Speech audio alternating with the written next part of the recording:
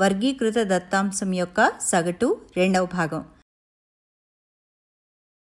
Friends, మనం గత పాఠ్యాంశంలో ఊహించిన సగటు పద్ధతిని ఉపయోగించి వర్గీకృత దత్తాంశ సగటును ఎలా కనుక్కుంటారో నేర్చుకున్నాం. పరిశీలనాంశాలు మరియు పౌనఃపున్యాలు పెద్దవిగా ఉన్నప్పుడు ఈ పద్ధతి చాలా ఉపయోగకరం. ఈ పద్ధతి మనకు చాలా చిన్న చిన్న గణనాలతో సగటుని ఇస్తుంది. ఈ వీడియోలో ఇప్పుడు నేను ఊహించిన సగటు సూత్రాన్ని రాబట్టబోతున్నాను. మీరు సూత్రాన్ని అర్థం చేసుకోవాలనుకుంటే జాగ్రత్తగా గమనించండి. అన్ని పద్ధతులు ఒకే సగటును ఇస్తాయని గట్టిగా చెప్పడానికి మనం అవే ఉదాహరణతో ప్రయత్నిద్దాం. ఆర్యభట్ట పాఠశాల తన విద్యార్థుల ఆరోగ్య వివరాలను తెలుసుకోవడానికి ప్రతి 3 నెలలకోసారి ఉచిత మెడికల్ చెకప్ను నిర్వహిస్తారు. 8వ తరగతిలోని విద్యార్థుల యొక్క బరువుల వివరాలు ఆ దత్తాంశం ఇక్కడ ఇవ్వబడింది. 40 నుంచి 45 కిలోగ్రాములు 6 విద్యార్థులు, 45 నుంచి 50 కిలోగ్రాములు 18 మంది విద్యార్థులు, 50 నుంచి 55 కిలోగ్రాములు 12 మంది విద్యార్థులు, 55 నుంచి 60 కిలోగ్రాములు 3 విద్యార్థులు, 60 నుంచి 65 కిలోగ్రాములు 1 విద్యార్థి. మనం మొదట ప్రతి తరగతి యొక్క తరగతి మార్కు అనగా మధ్య విలువని కనుక్కోవాలి. ఎలా అంటే 40-45 తరగతి మధ్య విలువ అంటే 40 + 45/2 = 42.5. ఈ విధంగా అన్ని తరగతులకు కనుక్కోవాలి. ఇప్పుడు మనం ఊహించిన సగటు అనే పదాన్ని ప్రవేశపెడతాం మరియు దీన్ని ఏతో సూచిస్తాం. ఇది అన్ని తరగతుల మధ్య విలువల యొక్క మధ్య విలువ. కాబట్టి ఇచ్చిన తరగతుల క్రమంలో తరగతి విలువలను అమరిస్తే వాటి మధ్య విలువ 52.5. కాబట్టి A = 52.5. మనం ప్రతి x నుంచి Aని తీసేస్తాం. మన ఉద్దేశం xi విలువను వీలైనంత తగ్గించడం ద్వారా గణనని సులభతరం చేయడమే. ఇది మనకి xi మరియు Aల మధ్య భేదాన్ని ఇస్తుంది. అంటే ప్రతి xi నుండి A యొక్క విచలనం, దీనిని diతో సూచిస్తాం. కాబట్టి మొదటి వరుసకు d1 = 42.5 - 52.5 = -10, d2 = 47.5 - 52.5 = -5, d3 = 52.5 - 52.5 = 0. ఇలానే కొనసాగిస్తాం. తర్వాత మనం FI/DIల లబ్ధాల మొత్తాన్ని పౌనఃపున్యాల మొత్తంతో భాగించి విచలనాల సగటు D⁻ని కనుక్కుంటాం. ఎందుకు?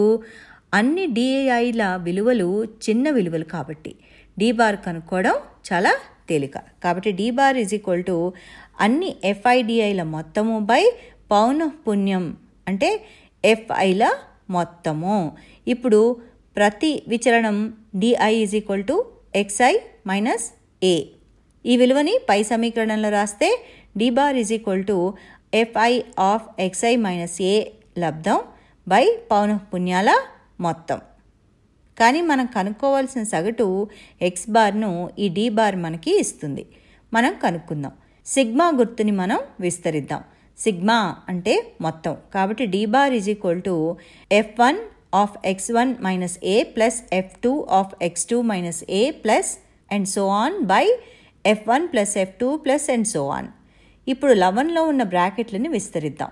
అప్పుడు లవంలో ఉన్న F1 of x1 - A + F2 of x2 - A and so on ఏమవుతుంది? F1 x1 - F1A + F2 x2 - F2A plus F3 x3 - F3A ఇలా కొనసాగుతుంది. అప్పుడు x పదాలను ఒక చోటకు A పదాలను ఒక చోటకు చేరిస్తే లవం F1 x1 + F2 x2 + F3 x3 and so on minus F1A + F2A + F3A and so on గా మారుతుంది. కాబట్టి F1 x1 + F2 x2 + F3 x3 and so on అనేది sigma FI XIలను F1A + F2A and so on అనేది sigma FIX లను, F1A + F2A and so on అనేది sigma FIA మరియు హారం sigma FI లను ఉంటాయి.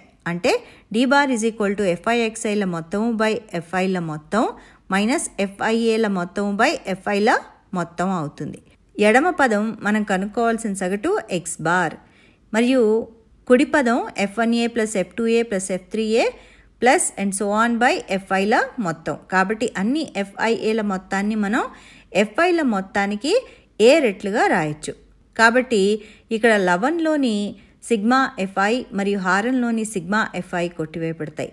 మరియు మనకి కుడి పదంలో A మాత్రమే మిగులుతుంది. అప్పుడు మనకి D bar is equal to X bar minus A వస్తుంది. అంటే X bar is equal to D bar plus A. కాబట్టి మనం కనుక్కోవాల్సిన సగటుకు మరియు విచలనాల సగటుకు మధ్య చాలా సరళమైన సంబంధం ఉంది. మరియు DI విలువలు మనం తగ్గించాం కాబట్టి D బార్ కనుక్కోవడం చాలా తేలిక. కాబట్టి XI మరియు FI విలువలు పెద్దవిగా ఉన్నప్పుడు ఊహించిన సగటు పద్ధతి చాలా ఉపయుక్తం. అంతేకాదు కాలాన్ని ఆదా చేస్తుంది. పునశ్చరణ. మొదటగా మొత్తం మీద చేయవలసిన పని A బార్ను కనుక్కోవడం, అంటే అన్ని XIల మధ్య విలువని కనుక్కోవడం. తర్వాత ప్రతి వరుసకి XI మైనస్ A కనుక్కోవడం మరియు ప్రతి వరుసకు FI మరియు DIల లబ్ధం కనుక్కోవడం. తర్వాత అన్ని FI మరియు DIల లబ్ధాల మొత్తాన్ని కనుక్కుని పౌనఃపున్యాల మొత్తంతో భాగించడం. ఇది మనకు విచలనాల సగటు D బార్ని ఇస్తుంది. X బార్ను పొందడానికి D బార్ని Aకు కూడడం. తర్వాత పాఠంలో మరిన్ని విషయాలు నేర్చుకుందాం.